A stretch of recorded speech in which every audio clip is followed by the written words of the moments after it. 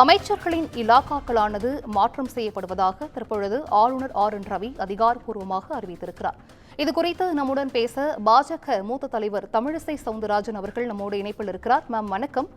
அமைச்சர்களின் இலாக்காக்களானது மாற்றம் செய்யப்பட்டிருக்கிறது. இந்த திடீர் மாற்றத்துக்கான காரணம் என்ன? நீங்க இதை எப்படி பாக்குறீங்க மேம்?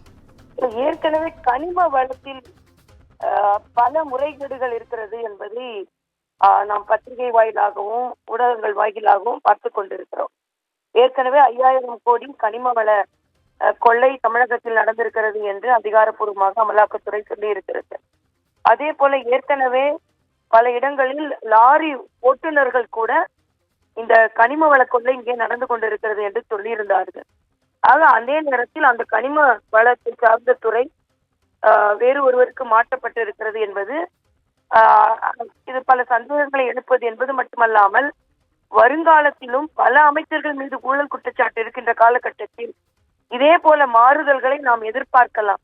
ஆக அடுத்த 10 ஆண்டுகளில் ஏற்குறைய 9 அமைச்சர்கள் மீது ஊழல் குற்றச்சாட்டு இருக்கின்ற காலகட்டத்தில் தமிழக மக்களுக்கு ஏதாவது நல்லது நடக்குமோ இல்லையோ, இதே போல மாற்றங்கள் தான் நடைபெற்றுக் கொண்டிருக்கும்.